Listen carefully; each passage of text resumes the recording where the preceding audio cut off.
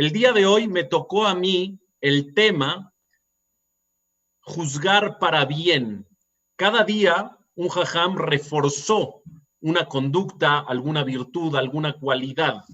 Y a mí el tema que me eligieron, casualmente fue el señor Jack Sazón que me eligió este tema, me eligió juzgar para bien. Vamos a empezar a analizar y a construir desde abajo este tema. Muchas personas, si no es que todos, la realidad es que no nos encanta la justicia. Es decir, preferimos y prevalecemos la misericordia ante la justicia. Eso es una realidad. Si te dan a escoger entre la misericordia y la justicia, siempre preferirás primero a la misericordia, como que la justicia no nos encanta tanto. Y la realidad es que la Torá nos dice que la justicia no es mala. Al contrario, la justicia es necesaria. La justicia en muchas ocasiones es buena. ¿Para qué? Para poner disciplina, para guardar límites, para que cada quien no haga lo que quiere y se quede impune la situación. Es decir, la justicia es muy necesaria para una sociedad saludable. De hecho, la Torá cuando en el día tercero de la creación menciona que Dios crea la vegetación, la Torá menciona textualmente lo siguiente: Totze haaretz deshe. Akadosh Barujú va a hacer brotar de la tierra deshe. ¿Saben qué quiere decir deshe?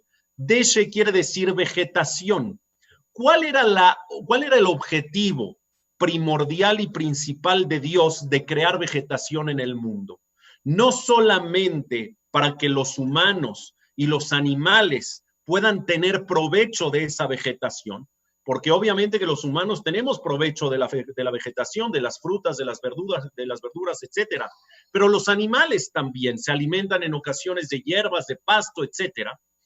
No solamente ese fue el objetivo divino de Dios de crear la vegetación, sino el objetivo principal, dice Rashi, comentarista sobre la Torá, es para dar y fungir como pulmón del mundo. La vegetación es oxígeno para el mundo. Sirve y funge como un pulmón para que el planeta Tierra pueda subsistir y para que los seres humanos podamos respirar aire limpio o el más aire limpio que se pueda. ¿Cómo se dice deshe en hebreo? ¿Cómo se escribe, más bien dicho, deshe en hebreo? Deshe se escribe Dalet Shin Aleph. Y en las letras Dalet Shin Aleph, que conforman la palabra deshe, que quiere decir vegetación, y que a la vez es el pulmón del mundo del planeta Tierra, ahí están escondidos los tres pulmones que le dan salud a una sociedad, que le dan respiro, que le dan oxígeno a una sociedad. En la letra Dalet, en la letra Shin y en la letra Aleph, que es así como se escribe la palabra deshe. ¿Cuáles ustedes creen que son los tres pulmones de una sociedad para que una sociedad pueda mantenerse saludable, pueda respirar bien? ¿Saben cuáles son esos tres pulmones? La letra Dalet de la palabra deshe quiere decir din. La letra Shin de la palabra deshe quiere decir shalom. Y la letra Aleph de la palabra deshe quiere decir emet. Ahora las traduzco al español las tres. Din, justicia; shalom, paz; emet, verdad, honestidad, transparencia. De tal forma que estamos viendo que el pulmón número uno para mantener sana una sociedad es el din. ¿Qué quiere decir din? La justicia. Una sociedad para mantenerse a tope, una sociedad para mantenerse saludable, una sociedad para mantenerse disciplinada y ordenada, necesita del din, como bien lo acabamos de explicar. La letra Dalet de deshe quiere decir din, quiere decir justicia. En el mundo se necesita de justicia, te guste o no. Quieras o no, a la justicia es necesaria para que las cosas, las acciones no queden impunes y que las personas sepan que existen consecuencias a las acciones. Sin embargo, esta justicia necesaria, esta justicia positiva de la cual estamos hablando, es solamente correcta y es solamente positiva solamente si se imparte por medio de las personas que tienen que impartir la justicia. Es decir, no cualquier persona puede impartir justicia. Explico, no cualquiera puede impartir justicia con su propia mano. Por eso existen los dayanim, por eso existen los jueces, que ellos son los encargados de impartir la justicia. Y si hablamos de una manera ya más profunda, más elevada, el que es juez del mundo entero, ¿quién es? Akadosh Baruj Hu, Dios, es el que emite los juicios verdaderos. El juicio diario, el juicio anual y el juicio final. Existen en términos generales, hablando de juicio divino, hablando del juicio de Dios, existen estos tres niveles. Yo no sé si ustedes saben, pero Akadosh Baruj Hu, Dios, cada vez que un ser humano se va a dormir en la noche, desprende un pedacito de su alma y ese pedacito de su alma que se desprende en la noche cuando duermes, se va al cielo. Y al momento de irse al cielo, cada noche ese pedacito de tu neshama entra en juicio, de tal forma que Akadosh Baruj Hu, Dios, juzga a las personas cada día. En la noche juzga a la persona por todo el día que transcurrió. ¿Cómo utilizaste tu libre albedrío? ¿Decidiste correcta o incorrectamente? ¿Te mejoraste, elevaste tu nivel espiritual o lo bajaste, lo decreciste? ¿Qué hiciste? ¿Tuviste envidias, tuviste odio, tuviste tristeza o no? ¿Te alegraste, estuviste bien con los demás, ayudaste, aportaste, te solidarizaste? Todos estos sentimientos, todas estas actitudes, todas estas conductas del día a día de los seres humanos son juzgadas por Dios cada noche cuando duermes. Entonces existe un juicio diario, pero ¿qué creen? Existe también el juicio anual. ¿Cuándo es el juicio anual? En Rosh Hashanah, cuando está escrito que todos los seres vivos, no solamente los seres humanos, todos los seres vivos pasan delante de Dios en Rosh Hashanah y somos juzgados por el año en general. ¿Cómo nos fue? Y a partir de ahí Dios decreta, esperemos Bezrat Hashem, un Shana Tová Umetuká, un año bueno y dulce para todos. Pero es obvio que al final de nuestros días, 120 años para todos, existe algo que se llama el juicio final. Por lo tanto, ese juicio final determina a dónde va a llegar la Neshama, a dónde va a llegar el alma después de 120 años para su descanso eterno, para su placer eterno, para vivir ese mundo de la eternidad. A lo que voy con todo esto es que no todos tenemos la facultad de juzgar, ni de emitir juicios a absolutamente nadie.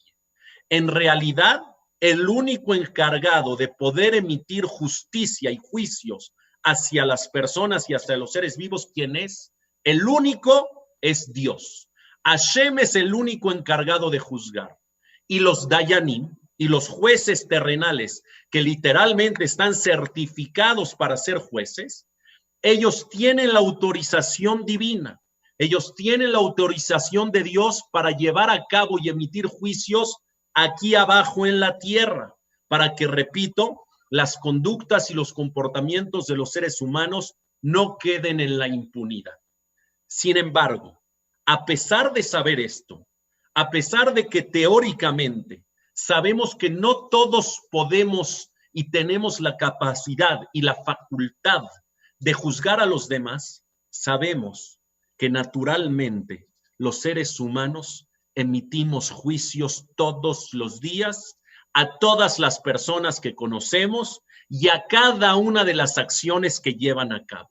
No sé por qué, pero dentro de nuestro ADN, dentro de nuestra naturaleza, se encuentra una conducta de juzgar a los demás, cuando no deberíamos de hacerlo, como lo expliqué hace ratito. No deberíamos de hacerlo porque el único que juzga es Dios y los jueces que están autorizados en este mundo terrenal para juzgar. Sin embargo, lo hacemos, está en nuestra naturaleza y juzgamos. Y como la Torá sabe de esta naturaleza del ser humano, de que el ser humano camina en el trayecto de su vida, viendo y juzgando las acciones de los demás, entonces la Torá, como dicen por ahí, ¿no? Cuando no puedes con el enemigo, pues únetele. ¿A qué me refiero? Si la Torá ve que somos incapaces, vamos a decir, de no juzgar para nada, por lo tanto la Torá te dice el siguiente consejo. Si ya vas a juzgar, porque está dentro de tu ADN, dice la Mishnah en Masejet Avot, un escrito de hace 2000 años, Heve dan et kol ha'adam lekaf zehut. Tienes que trabajar sentimentalmente, es decir, en tu corazón, y mentalmente, es decir, en tu cerebro. Tienes que trabajar para juzgar para bien a las personas. Cada acción que veas que algún compañero, compañera, conocido, familiar, vecino, etcétera, cada acción que veas que cometen, si ya vas a juzgar porque es tu naturaleza y juzgas las acciones de los demás, dice Dios, júzgalas para bien. Una de dos, tienes para juzgar de este lado positivamente o para juzgar de este lado negativamente. Siempre que vayas a juzgar a alguien, elige el lado positivo para juzgarlos. Les voy a dar un ejemplo a qué se refiere. ¿Y por qué les digo tanto que en corazón, en sentimiento y en mente, en cerebro, tienes que trabajar? Una señora, le hablaron del kinder de su hijo, un niño de kinder grande.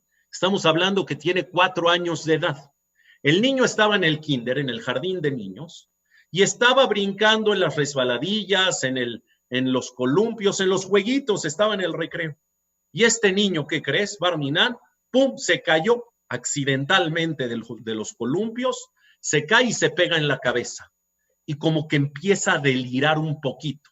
Entonces, lo primero que hace la directora de la escuela es llamarle a la mamá por teléfono y le dice, señora, no quiero asustarla, no se asuste, pero véngase rápido para la escuela porque su hijo de 4 años tuvo un accidente, se pegó en la cabeza y no sabemos qué tiene. Hay que llevarlo al hospital.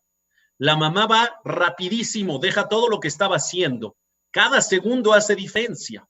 Deja todo lo que estaba haciendo y se va rápido al jardín de niños, al kinder, para recoger a su hijo. Cuando lo ve en un estado, en una condición muy mermada, muy difícil. Lo ve que está delirando, casi desmayándose, lo toma en sus brazos sin pensar, lo mete al coche y arranca rapidísimo para irse al hospital. A la mitad del camino, a la mitad del trayecto hacia el hospital, de pronto, en la luz verde de un semáforo, se para un coche adelante de ella. Se detiene, la luz verde es para caminar, no está en rojo, se detuvo el auto. ¿Para qué se detuvo? Para hacer una obra de caridad. Había una persona en el semáforo, de estas personas que se paran en el semáforo para pedir limosna, un pobre, un mendigo, se para ahí en el semáforo, esta señora que está en el coche de adelante lo ve y le dice, véngase para acá, le voy a dar una moneda, le voy a dar una tzedakah, pero se paró el coche en la luz verde del semáforo. ¿Para qué? Para llevar a cabo una buena acción de ayudar a un mendigo, de ayudar a un pobre. Pero ¿quién está en el coche de atrás? Esta madre desesperada que necesita llevar a su hijo al hospital y que sabe que cada minuto hace una gran diferencia. Y entonces, cuando ve la situación que ella no puede pasar porque el coche de adelante se paró en la luz verde para ayudar a un pobre, lo primero que hace es tocar el claxon, tocar la bocina, como loca, como desesperada. ¿Para qué? Para que se mueva rápido. Y obviamente, pues el coche de adelante ya como que se mueve, y esta señora pasa de largo rapidísimo para irse al hospital. ¿Ustedes qué creen? ¿Qué piensa la persona que está en el coche de adelante que se paró para ayudar a un mendigo o a un pobre? ¿Ustedes qué creen que pensó de esta señora que tocó el claxon como desesperada? ¿Saben qué pensó? Mira cómo la gente es insensible. Mira cómo las personas, lo único que les importa es su vida. No se puede esperar 2 segundos para que yo le ayude a este pobre y tenga lo que comer hoy. No puede esperar, todo lo que le importa es su vida. Obviamente eso es lo que pensó, ¿verdad? Personas insensibles, personas sin consideración, personas que de verdad no piensan en los demás. ¡Qué bárbaro! Obviamente, la persona que iba en el coche de adelante no sabe toda la situación, no sabe por qué tocó la bocina como desesperada. Cuando esta señora llega al hospital, Baruch Hashem, gracias a Dios, llegó a tiempo para salvarle la vida a su hijo. Lo que les quiero decir es, ¿ustedes creen que esta persona que está en el coche de adelante es vidente y que puede saber las situaciones de la vida de los demás? Claro que no es. Pero por eso mismo, porque no somos videntes y porque no sabemos lo que pasa en la vida de los demás, no los podemos juzgar. Tienes que hacer un trabajo en tu mente y en tu corazón de tratar de hacer una historia, tratar de pensar en algún rollo, por así decirlo, en tu mente para justificar la acción que cometió otra persona. Como dicen por ahí, no hagas cosas buenas que parezcan malas. Eso es real. Pero si tú ves a alguien que hace una cosa que parece ser mala, trata de pensar y juzgarlo para bien. Alguna situación tuvo, algo de emergencia seguramente tenía, que tocó la bocina como desesperada. Pero normalmente no lo hacemos. Normalmente cuando juzgamos a los demás, nos vamos siempre a la crítica, nos vamos siempre a la negativa, nos damos y ponemos el dedo en la llaga muy duro, de tal forma que juzgamos con mucha rigidez, con mucha firmeza, con mucha dureza. Y no debe de ser así. Cada acción que veas, si la vas a juzgar, tienes que juzgarla con benevolencia, tienes que juzgarla con misericordia. Y necesitas hacer un trabajo mental y sensible dentro de tu corazón para que puedas entonces justificar o entender las acciones de los demás a tu alrededor. La pregunta el día de hoy es, ¿cómo lograrlo? Porque sí, todos los que me están viendo y escuchando, que gracias a Dios son exactamente 120 participantes en el Zoom, exactamente 120, que cada uno de ustedes viva 120 años, igual junto con un servidor. Estarán diciendo, pues teóricamente se escucha muy padre lo que está diciendo el Jajam. Teóricamente se escucha increíble poder juzgar para bien y poder hacer historias en tu mente para juzgar para bien a los demás. Pero ¿cómo se logra? Es muy complicado. ¿Cómo podemos lograrlo? Escuchen la respuesta. ¿Saben cómo se puede lograr juzgar para bien a los demás? Dicen nuestros jajamim. No puedes ser una persona reactiva en el momento que juzgas. Siempre antes de juzgar te tienes que dar un tiempo. ¿Por qué? Si la persona juzga de manera reactiva, es decir, inmediatamente, siempre lo primero que te viene a la cabeza es la crítica. Lo primero que te viene a la cabeza es la parte negativa. Por lo tanto, si vas a ser una persona que juzga inmediatamente, tienes todas las de perder. La gran mayoría de las veces vas a juzgar negativamente. Dicen Jajamín, dicen nuestros sabios, si quieres juzgar para bien, te voy a decir un secreto, te voy a decir la clave. Si quieres juzgar para bien, no lo hagas de manera reactiva, no lo hagas de manera inmediata. Trata de darte unos segundos para pensar antes de juzgar. Y dentro de ese tiempo que te des para pensar, necesitas, esta es la clave, escúchenme bien, necesitas, número 1, ver de quién se trata y número 2, ver el contexto de la situación, circunstancia o experiencia. Es decir, ¿qué tengo que hacer yo en ese tiempo que me doy antes de juzgar? Cuando yo veo a alguien que está haciendo algo aparentemente mal y voy a emitir un juicio, vamos a decir, con mi esposa que se encuentra al lado de mí, o con mis hijos, o con mis amigos, o con mi familia, voy a dar un comentario de lo que acabo de ver. Eso es juzgar. Si lo hago de manera reactiva, tengo todas las de perder. Si no me doy este tiempo y juzgo inmediatamente lo que estoy viendo, automáticamente, créanme, lo vas a juzgar para mal. Esa es la naturaleza. ¿Qué tengo que hacer? No ser reactivo, esperar unos momentos. ¿Qué tengo que hacer en ese momento que espero antes de juzgar o antes de emitir una crítica o un juicio? En ese momento tengo que pensar. ¿Y qué es en lo que tienes que pensar? Dos cosas. Tienes que pensar de quién se trata la persona a la cual vas a juzgar? ¿Quién es? Y número 2, tienes que ver el contexto de la circunstancia. Les voy a decir un ejemplo para que me lo entiendan.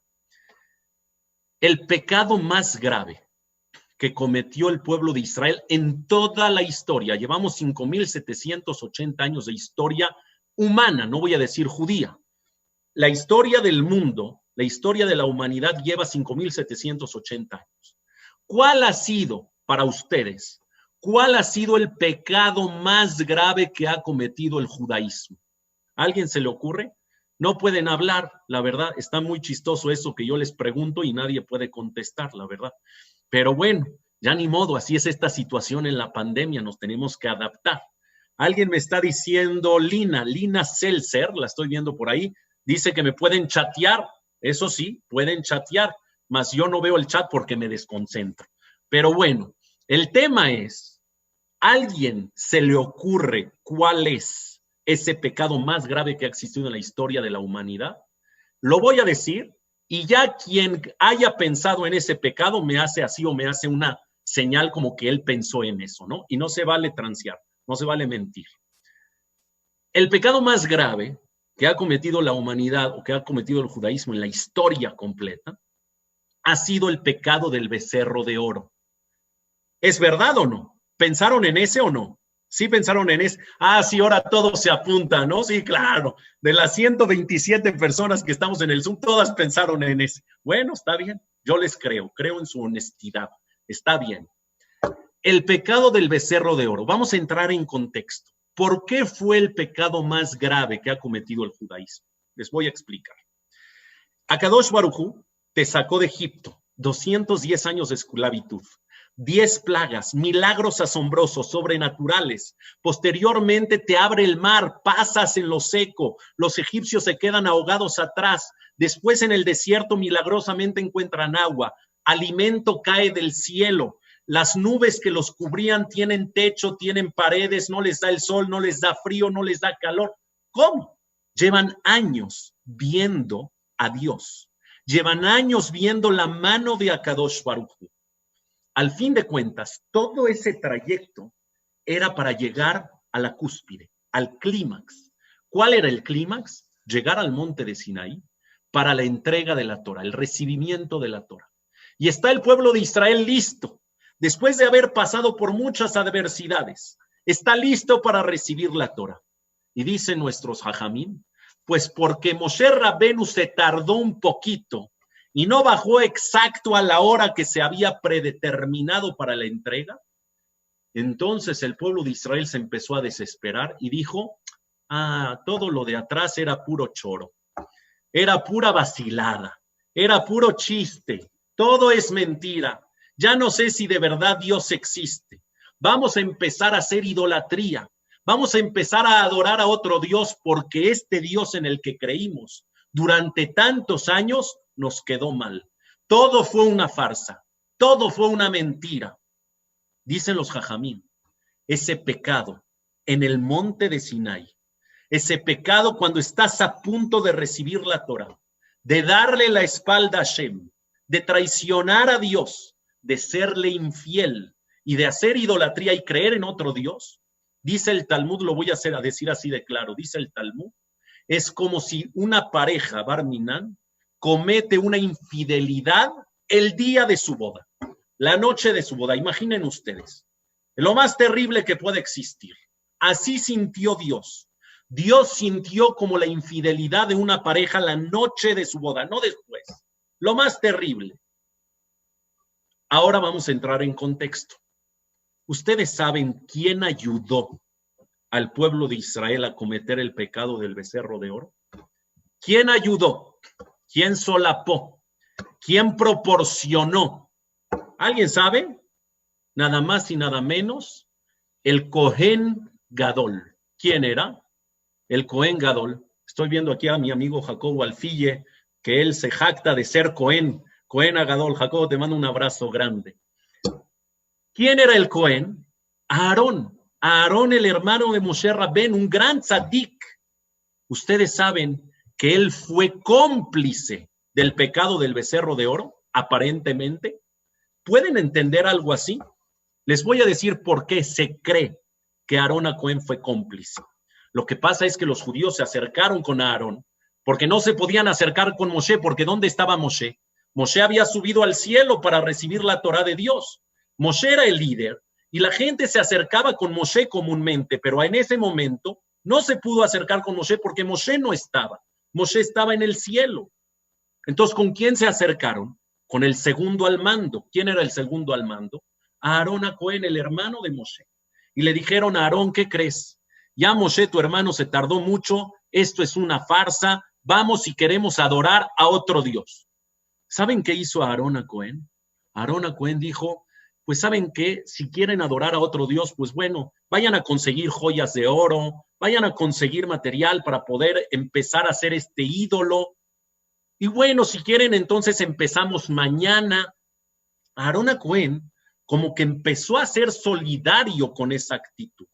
Ahora yo les pregunto a ustedes, ¿ustedes de verdad creen que Aarón a Cohen era cómplice de esta situación, del pecado del becerro de oro, del pecado más grave de la historia? Estamos hablando de un hombre con una categoría inmensa. Estamos hablando de un hombre que mostró durante toda su vida fidelidad a Dios, que mostró fidelidad a la Torá, a su judaísmo, que sirvió a Dios toda su vida.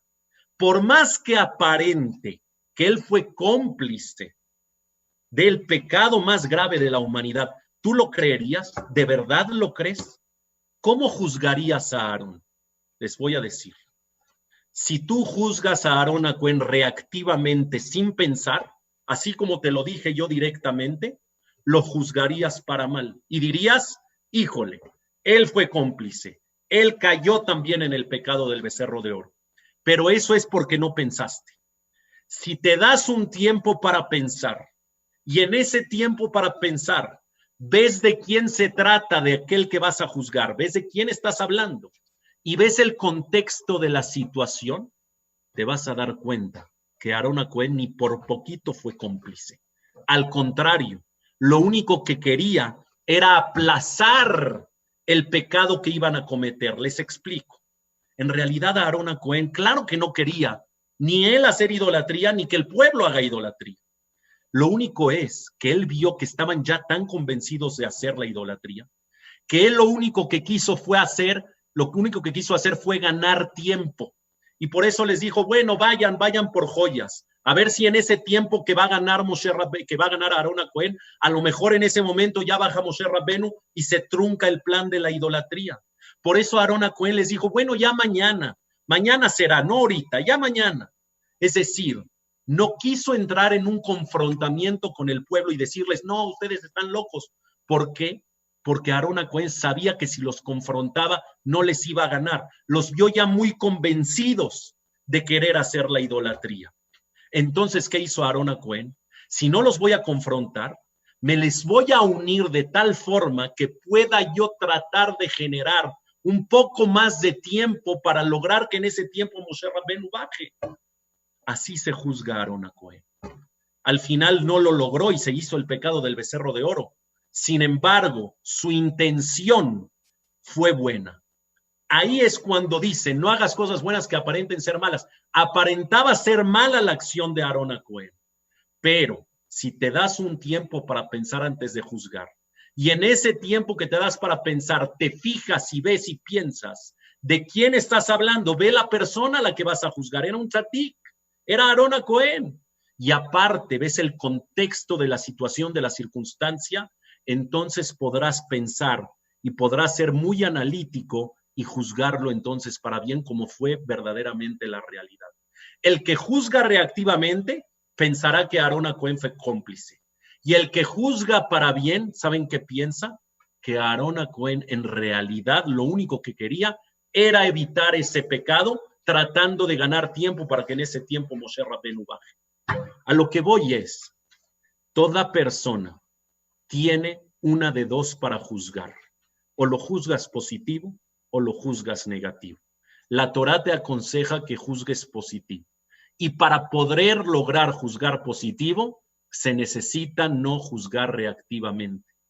Cuentan en una ocasión de una mujer llamada Haná Neviá, una mujer que era profetisa y que Dios no lo quiera, no podía tener hijos. La dicha más grande para una mujer en esta vida es poder embarazar y traer vida al mundo. Todas las mujeres que me están viendo en este Zoom, ¿estoy equivocado? ¿O es lo más grande que existe, poder tener hijos? Es la bendición más grande, ¿verdad? Y los papás también pueden decir. A lo que voy es que esta mujer, Haná, era una gran mujer, una tzadeket, al nivel que fue profetisa. Ustedes saben que hubo muy pocas mujeres profetisas. Ella fue una de ellas. Y tenía esa situación, esa tristeza, ese dolor atravesado en su neshama de no poder tener hijos. Pero ella nunca se rindió. Ella nunca perdió la esperanza y le rezó a Dios una y otra y otra y otra y otra vez hasta que Dios le haga caso. En un momento llegó una tefilá muy especial. Llegó una tefilá que hay muchos que se paran temprano a rezar todos los días en la mañana y antes del odú lo dicen. ¿Cómo se llama? Batitpalel Haná. Rezó Haná. ¿Qué rezo hizo? Hizo un rezo para que Dios le mande hijos. ¿Saben cómo fue el rezo? El rezo, señor Carlos Saga, que lo estoy viendo, le doy un abrazo y un saludo. ¿Saben cómo fue el rezo? El rezo fue así. Hashem, tú no creas nada en vano en este mundo ni en los seres humanos. Todo lo que creas tiene una razón de ser. Hasta el ser vivo más pequeño, más insignificante, tiene su misión en la vida y algo tiene que hacer. Para algo lo creaste. Todo lo que creaste en el organismo humano tiene una función y una razón. No puede estar en vano. Y empezó Haná, como estaba tan concentrada, como estaba tan metida en la conexión con Dios, empezó a rezar con mímica. ¿Qué quiere decir con mímica? Lo que decía, lo actuaba, de tan conectada que estaba. Por ejemplo, dijo Haná, los ojos los creaste para ver, tienen una función. Entonces, cuando decía eso Haná, ¿dónde se tocaba? Se tocaba los ojos y le decía a Hashem, los ojos los creaste para ver. La nariz tiene una función para oler. La boca, y todo lo hacía con mímica. La boca para hablar tiene una función. Los oídos para escuchar. Las manos para poder agarrar, para poder tocar, para transmitir cariño. Los pies, las piernas para caminar. Todo tiene una razón de ser, todo tiene una función. Dios, si esto que te estoy diciendo es verdad, ¿para qué creaste en mí mis pechos? Así dice Haná. ¿Para qué? Si no para amamantar a un bebé. ¿Para qué creaste los pechos en una mujer? Para amamantar a sus bebés, a sus criaturas. Si yo tengo pechos, no quiero que estén en vano. No quiero que no tengan utilidad. Tienen que tener utilidad. Y para tener utilidad me necesitas mandar un hijo. Pues, ¿qué creen? Había un Cohen que se llamaba Elí. Elí la vio a Haná hacer este rezo. Y la vio tocarse, y la vio moverse, y la vio gritar, y la vio hacer, ir y venir, la vio hacer toda esta mímica. Se acercó Elí, el Cohen, se acercó con Haná, esta mujer, y le dijo, mi querida Haná, admatai tishtakerin, ¿hasta cuándo te vas a seguir emborrachando? Ya para de beber. Eres una borracha, estás alcohólica. Mira el espectáculo que estás haciendo. Mira el ridículo que estás haciendo. Estás bailando, te estás moviendo, te estás tocando todas las partes del cuerpo. Admatai tishtakerin, ¿hasta cuándo te vas a emborrachar? Esta desdicha que tienes de no tener hijos, no puedes desahogarla en el alcohol. No puedes irte a un bar a echarte unas caguamas para desahogar tus penas. No puedes hacer eso, Haná. Haná le dijo a Elí, híjole, Cohen, la verdad, me acabo de dar cuenta hoy que tú no tienes Ruach HaKodesh, que tú no tienes un buen nivel espiritual. ¿Pero por qué me dices eso? Le contesta Elí. Dice, ¿cómo por qué? Porque me juzgaste para mal. Claro que nunca he tomado una sola gota de alcohol. Jamás desahogué mis penas en alcohol. Y la actitud que tengo el día de hoy no es por estar borracha, es porque estoy conectada con Dios. Estoy tan concentrada que mi tefilá fue hasta con mímica. Estoy tan cerca a Hashem y le estoy pidiendo de tanto corazón que me ves como si estaría yo loca o borracha, pero no estoy borracha. Simplemente estoy muy cerquita de Dios. Y tú, Elí, en vez de pensar para bien en mí y en vez de juzgarme para bien, me juzgaste para mal.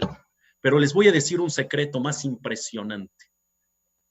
Elí todavía se excusó y argumentó su actitud con lo siguiente. Elí le dijo a Haná, oye, pues no soy yo. Yo antes de juzgarte, antes de emitir un juicio hacia ti y decirte que estás borracha, fui a preguntarle al Urim Betumim. ¿Saben qué era el Urim Betumim? Solamente el Cohen Gadol tenía acceso a él. Eran unas piedras preciosas que el Cohen Gadol tenía acceso a ellas y que el Cohen Gadol le preguntaba ciertas cosas dudosas e importantes y que por medio del encendido de las piedras, el Cohen Gadol podía descifrar la respuesta de Dios. Es decir, las piedras preciosas eran la manera de Dios de comunicarse hacia el Cohen Gadol para decirle alguna respuesta, alguna pregunta importante que tenía. Cada piedra tenía nombres, tenía letras. Entonces, las letras que se van prendiendo, las juntaba el Cohen para sacar la palabra y la respuesta. ¿Saben qué palabra salió del Urim Betumim en la respuesta con las luces? ¿Saben qué palabra salió cuando Elí le preguntó si Haná está borracha o no? ¿Saben qué palabra salió? Salió esta palabra. ¿Se ve o no se ve? ¿Ven o no? Háganme con la cara si ven o no. Una letra Hei, una letra Haf, una letra Shin, una letra Resh. Hei, Haf, Shin, Resh. Eso es lo que salió. Y de ahí Elí definió y dijo, esto quiere decir que el Urim Betumim me acaba de contestar que Haná estaba borracha. ¿Saben por qué? Porque en estas letras o con estas letras del Urim Betumim puedo sacar yo esta palabra, la del renglón 2. ¿Qué dice la palabra en el renglón 2? Shikorá. ¿Qué quiere decir Shikorá? Shikorá quiere decir borracha. Con las letras que salieron, Elí las acomodó de tal forma que el acomodo de las letras dio la respuesta Shikorá. Shikorá quiere decir borracha. Entonces Elí le dice a Haná, ¿ya ves por qué te juzgué así? Porque el Urim Betumim me contestó que eres una borracha. Le dice, ay Elí, ni con el Urim Betumim sabes juzgar para bien. Mira qué mal. Con las mismas letras podrías haber formado otra palabra, la tercera, el tercer renglón. ¿Qué dice? Kesherá. ¿Qué quiere decir Kesherá? Es una mujer Kesherá. Es una mujer tzadeket. Es una mujer que no está borracha. Con las letras que le salió en el Urim Betumim a Elí, con esas mismas letras Elí podía sacar la palabra Shikorá, que es borracha, o Elí podía sacar la palabra Kesherá, que es una mujer recta. Y Elí juzgó. ¿Es Shikorá o es Kesherá? ¿Es borracha o es recta? Y la juzgó para mal. Juzgó como borracha. Le dijo Haná, tú me habrías podido juzgar como Kesherá y no lo hiciste. Por lo tanto, digo que no eres digno del puesto que tienes, que eres una persona que no tienes Ruach HaKodesh. Obviamente que en ese momento, Elí el Cohen le pidió disculpas a Haná y le dijo, he aprendido hoy una lección muy grande en mi vida, que depende del corazón y depende de la mente de la persona cómo juzgar a los demás. Tienes una de dos y depende de ti cuál eliges.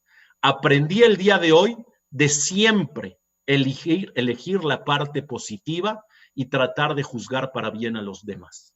Pero para seguir adelante, porque tengo todavía mucho que decirles y me quedan ya nada más 15 minutos, yo les quiero preguntar a ustedes hoy ¿qué gano? Ya entendí que hay que juzgar para bien. Y ya entendí cómo lo tengo que hacer, dándome un tiempo, no juzgar reactivamente, pensando en el contexto de quién es y de qué estamos hablando.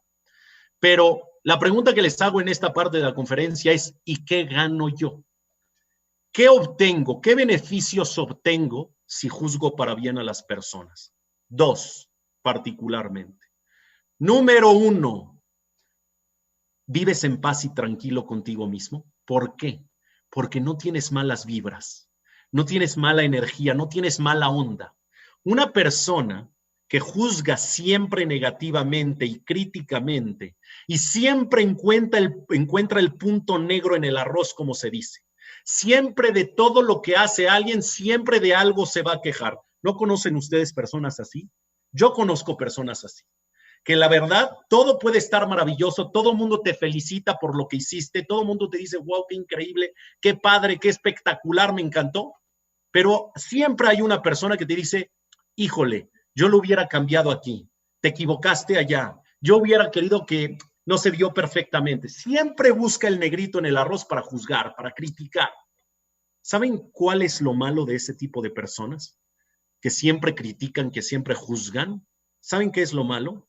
Lo malo es que nunca viven tranquilos, porque siempre tienen esa mala vibra, siempre tienen esa mala onda, se llenan dentro de su ser de energía negativa y eso los calcome por dentro, los hace unos verdaderos, lo voy a decir con todo respeto, verdaderos monstruos.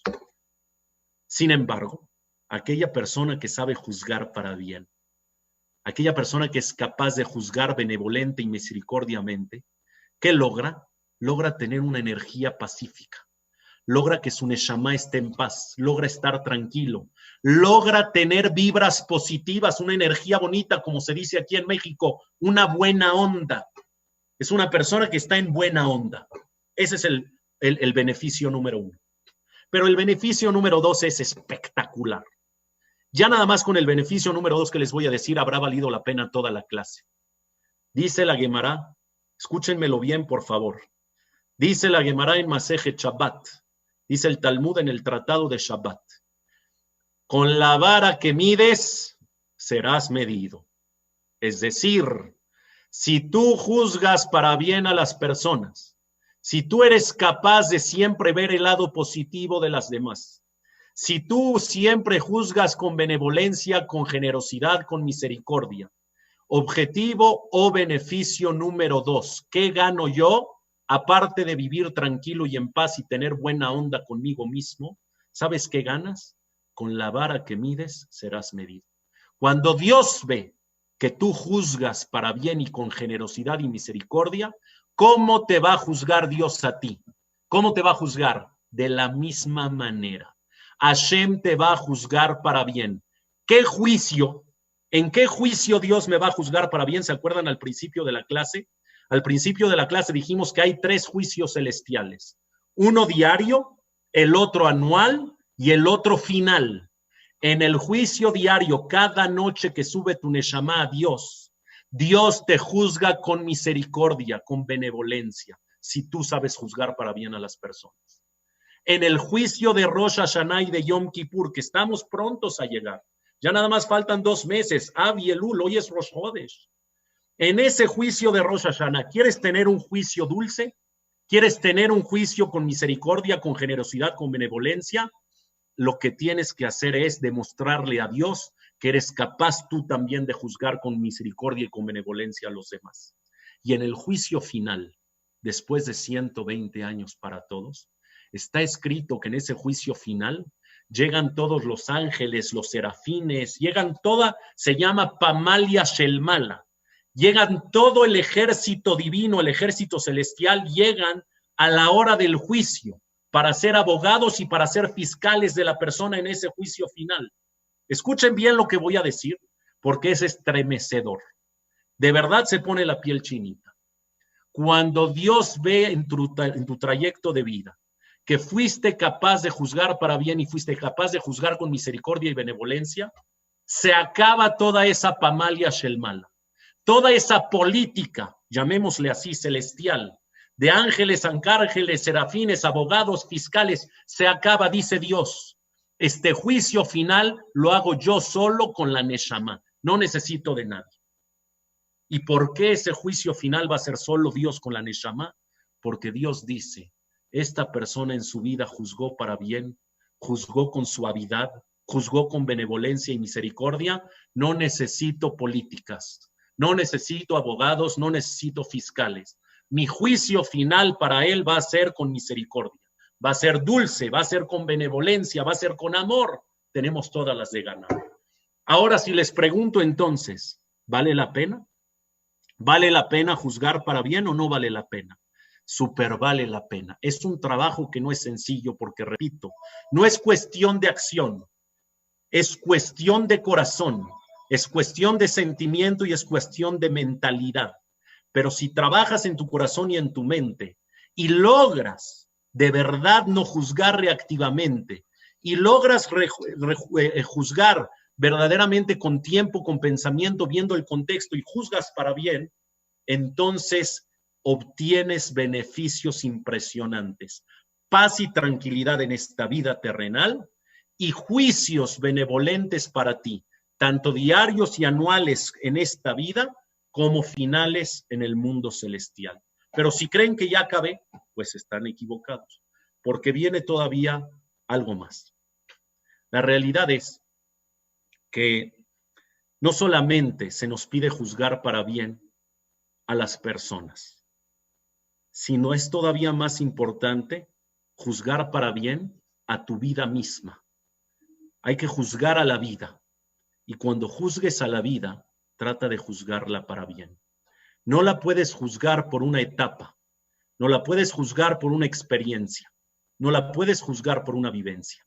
La tienes que juzgar en términos generales, viendo en contexto completo. Les voy a dar un ejemplo muy claro. Un señor mandó a 4 de sus hijos para darles una lección de vida. ¿Cómo quería darles la lección de vida? Hizo lo siguiente.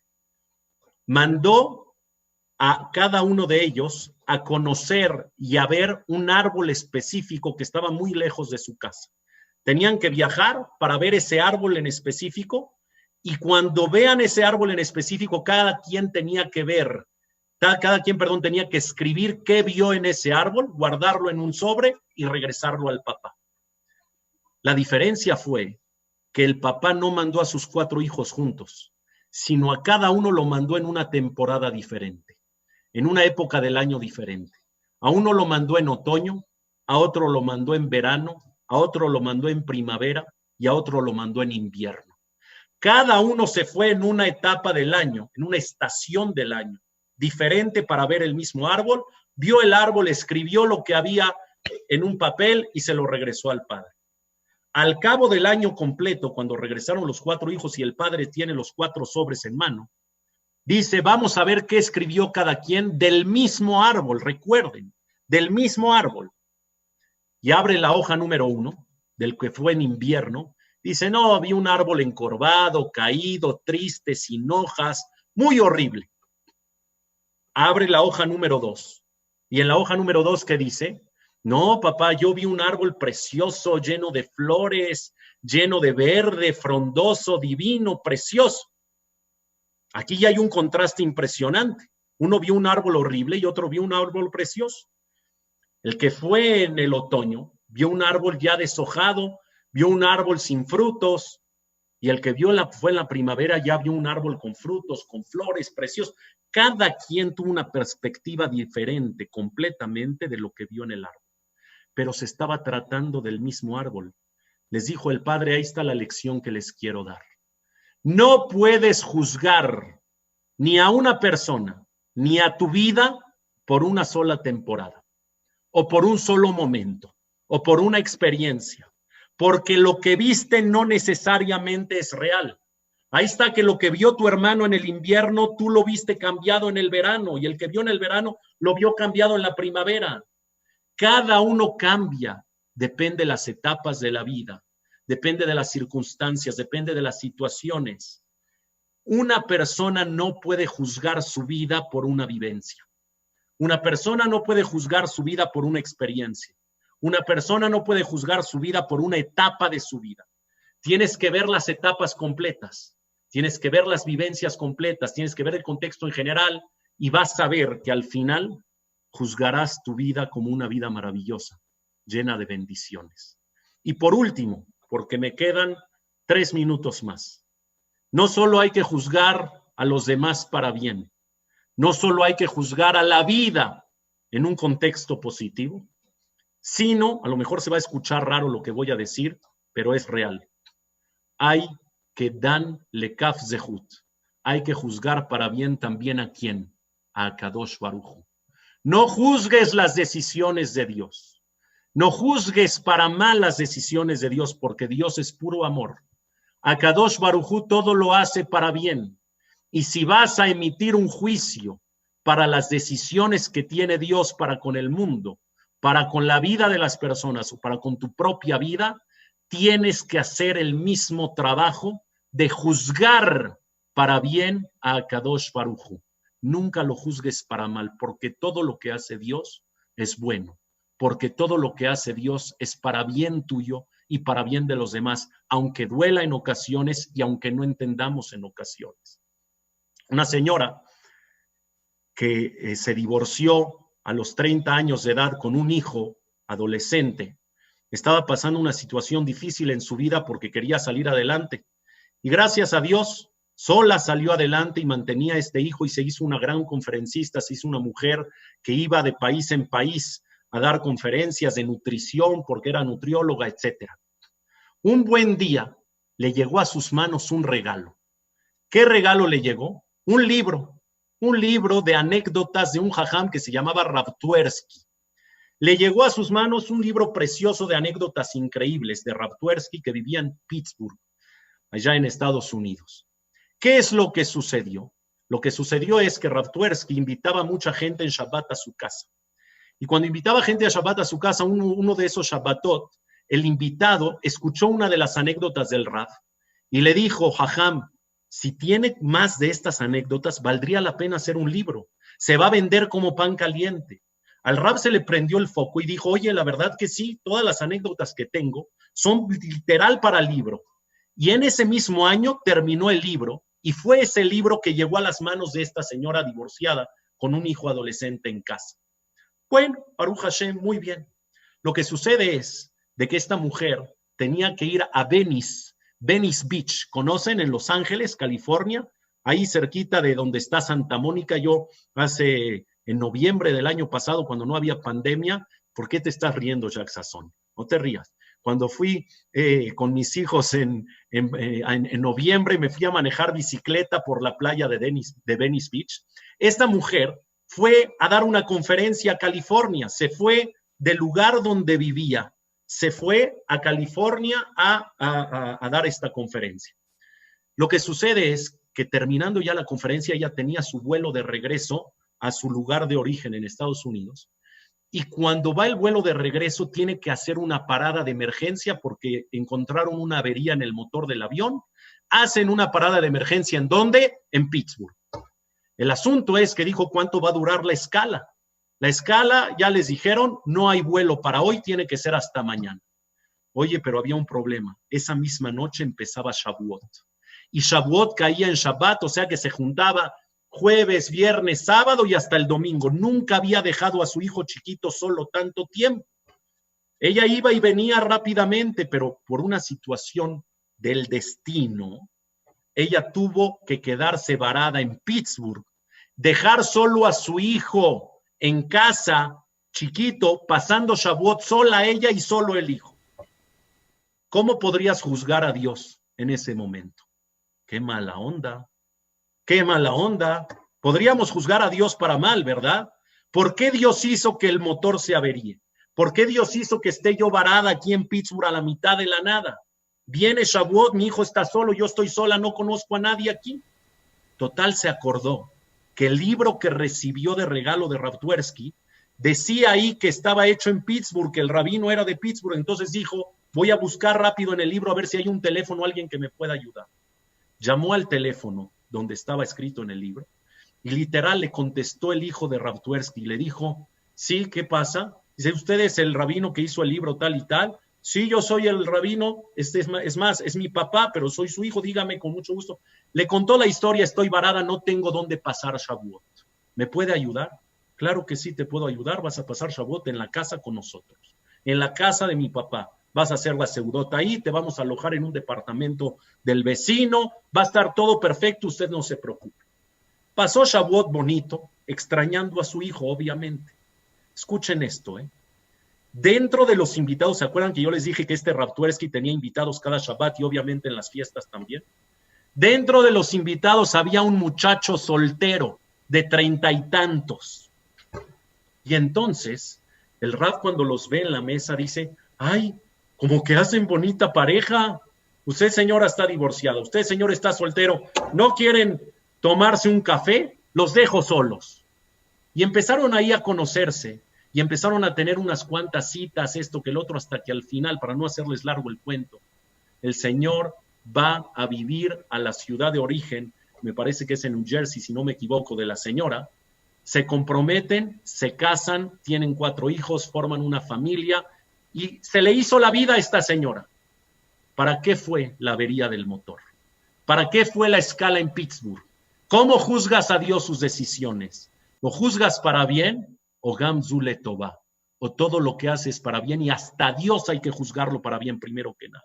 Gracias a esa escala, su niño, su hijo que dejó solo 3 días, es verdad, pero pudo vivir una vida entera con una familia, con un padre, porque este hombre se comportó como un padre para él. Pero ¿saben qué es lo más increíble de esta anécdota? Al principio de la anécdota yo les conté que un invitado del Jajam fue el que dio la idea de que el Jajam haga un libro de anécdotas. Y gracias a ese libro, la señora varada en Pittsburgh llegó a la casa del Jajam. ¿Saben cómo se llamaba ese señor? Steven. Y Steven fue el hombre que al final se casó con esta mujer. Es decir, este hombre fue el que recomendó hacer el libro al Jajam. Y este hombre fue el que estaba sentado en la mesa de Shavuot y que conoció a esta señora que estaba varada en Pittsburgh. Hashem mueve las piezas. No te atrevas a juzgar sus decisiones. Todo lo que hace es para bien. Si vas a juzgar, juzga para bien a tus semejantes, a la vida y a Dios. Muy buenas noches.